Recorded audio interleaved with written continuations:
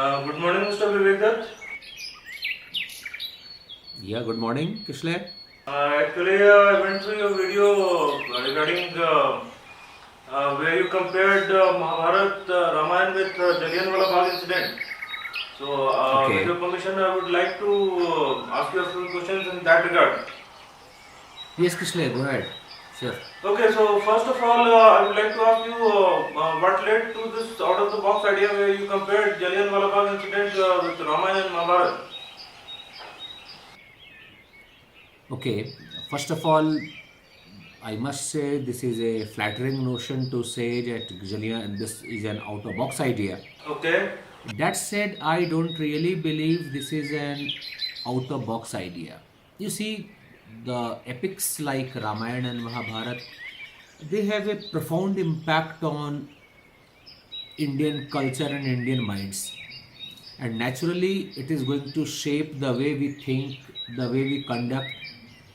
And Jallianwala Bagh, which is a latter incident involving mostly Indian people, there is no surprise that it has got a profound impact on Jallianwala Bagh also. okay. So, my next question would be let's start with Jallianwala Bagh incident. What would you like to say Okay, about mental state of soldiers who fired on own people with sole purpose of following direct order of his officer? okay. Since you are a soldier, probably you are a better person to answer this question as to what soldiers think there. Actually, My I pers- am more interested in knowing your point of view in this regard. Okay, that's fair. That's fair. The idea is, see, as I see, soldiers are expected to follow a chain of commands, and they sometimes do need to fight their own people. Okay. And being a part of a disciplined army, the soldiers are expected to follow the command of action, right? But everything depends upon the situation as Okay. to what is the current context and what I am fighting. And there is expected to be a certain amount of consensus. I think this question of yours is coming from the fact that in my video I condemned the soldiers fighting during the Jallianwala Bagh massacre Of course. as to why Of they course. did not deny the chain of commands. Now, if I again take you back to the Battle of Kurukshetra, Arjun too denied a chain of command and decided to give up his weapon rather than fighting. Okay. And that gave us Gita. This is a question of conscience. So Arjun was supposed to be fighting under the command of his general, no question asked. He was not the chief of the army. And yet he decided to refuse to fight because he saw it as a matter of conscience. Okay.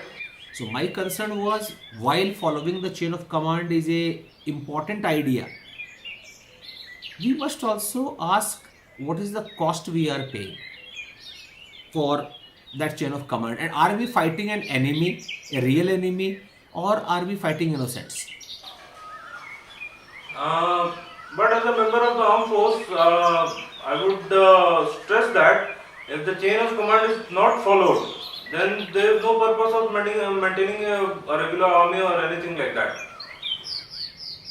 Uh, I probably can understand your point of view and even agree that not following a chain of command could lead to a chaos, and that would be probably disastrous from an armed forces perspective. No, actually, But it would be disastrous for the nation as well. okay, yeah, it may even be disastrous for a nation, but I believe it would be disastrous for a nation because it would be disastrous for the people who are guarding it, right? Or you see another reason of disaster also. So I'm saying that if people guarding the nation is doomed, then the nation is also going to get doomed. That's perfectly fine. That is what even I was thinking from your line of questioning, and I again agree that if the army or an armed force is not properly disciplined and if they do not follow a chain of command, it would be a disaster. Okay. Concern is there is something. What if there is something much bigger at stake? What if the entire humanity is at stake? And can we guarantee that following the chain of command will not have a disastrous consequences? So I do not endorse people violating chain of command in the normal circumstances. Of course. But when things go terribly wrong, we also need to understand the concept of exceptions. Okay. And that is what makes us evolve. See, following chain of command is what has always been followed and done. But an evolution requires a greater call from the conscience and asking what I am supposed to be doing or why I am doing what I am supposed to be doing. Okay. So when humanity is at stake and when either side would be a disastrous thing, probably somebody need to call for civil disobedience, right? But if we compare civil disobedience in armed forces, then it will be mutiny. That will be the greatest offense armed forces ever see. Yeah, as per the code of conduct described for the army, that would be a great offense. But that is what I'm telling. I am not endorsing such kind of things anywhere. The point is of a higher calling. In a scenario where you are fighting not against an enemy, you are fighting against an innocent group of people, as happened in Jallianwala Bagh, where it was not a matter of national security, where it is a matter of whims. So, this question is probably relevant even today.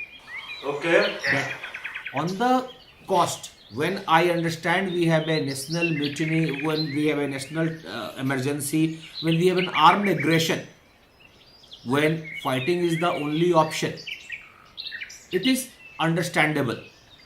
No, it is a scenario where if out of a whim, a scenario which is easily controllable by probably a tear gas or a lathi charge. I am not an army person to set the course of action for any policing forces. But the idea is when a command is against the basic traits of humanity, is it still under the perspective of a policing to Okay. constantly break those things? Okay. So now I would like to move to the next question. What would have happened to the soldiers if they denied this order of diet? What would happen to the soldiers of that time? Maybe they would be prosecuted. Rather, I would say they must have been prosecuted. Okay. The prosecution may vary. They may have been dishonorably discharged. They may even have been imprisoned.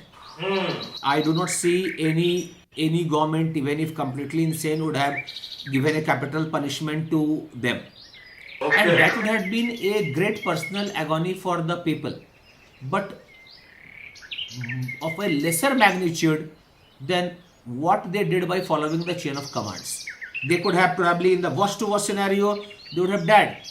But that was the best case scenario they were following with the fellow countrymen who were fighting there. Okay.